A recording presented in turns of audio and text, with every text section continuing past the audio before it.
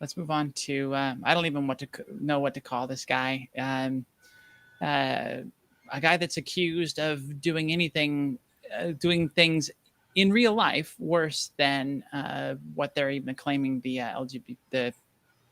LGBT folks of doing. But one day after report of child predators on Twitch, Matt Gaetz joins Twitch.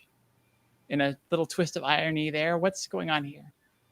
So Bloomberg published a report documenting how child predators use Twitch to track and engage with underage individuals. The news outlet's data comes from an internet extremism researcher who was granted anonymity due to concerns over potential career repercussions. However, Bloomberg also indicated that they independently reviewed and confirmed aspects of the analysis. The researcher manually trawled through Twitch accounts and videos between October of 2020 and August of 2022 to identify predatory accounts on the platform.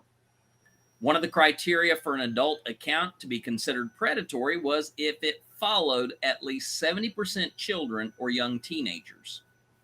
They found that 279,000 children were targeted by apparent predators on Twitch, and that hundreds of predatory accounts followed more than 1,000 kids each. And just on the heels of that, someone from Matt Gaetz's social media management or Matt Gaetz himself announces the day after that Matt Gaetz is now going to be using Twitch to generate a platform for his America First message to a new generation of viewers. Oh, now, here's the thing. Matt Gaetz is under investigation for trafficking underage girls for the purpose of sexual encounters. We have at least some evidentiary trail that points to Matt Gaetz being involved in sex trafficking to some degree. He has been lumped in with Marjorie and with Lauren to basically say, here are a couple of individuals that the Republican Party just does not want to really talk about. You know, these are the crazy uncles and aunts that the family wants to just keep in a back room somewhere and don't ever bring them out. But the Republican Party has a lot to answer for, because as they continually call LGBTQ persons, as well as allies, teachers, doctors who try to work in these affirming care situations, as they continue to call them groomers and pedophiles, the Republican Party has to look into its own house, be honest that they have a track record of housing these individuals, protecting these individuals who have been identified, who have had evidence brought, and who have been in somehow kept from prosecution.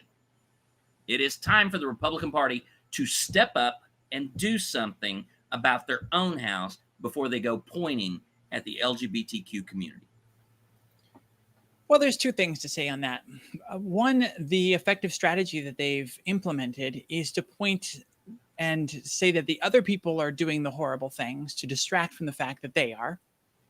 And then when they just say over and over and over again, the Democrats are the pedophiles, the Democrats are the ones that are sex offenders and all this kind of stuff, so that when we prove that they are, it's just like everybody's just like, oh, it's just a retaliatory, witch hunt kind of a thing. It's just like, no, but we're pointing out that they are like they are.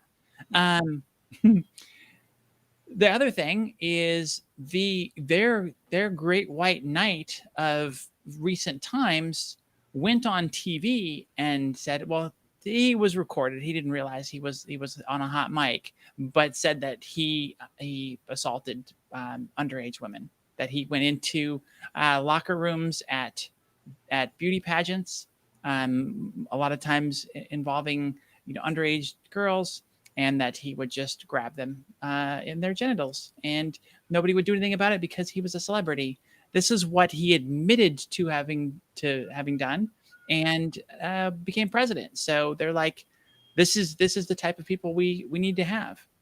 And yeah, I don't see an end to it. I don't see a way around it. I don't see them calling calling to account any of these people, or actually addressing it, doing anything about it. Um, it works for them to just point the finger at everybody else. Right. Whatever other demon they can make up to that is worse than what their people are doing seems to be the thing that works for them. Well, there was a day and a time when Democrats would use words like misogynist, racist, predator to talk about their opponents in such a way to smear their names. Now they are just using them as adjectives to describe the individuals because they're open about it. They do not care about their appearance. They do not care about the optics. They do not care about the issues that they claim to support. They do not care. They want power, and that is all they want.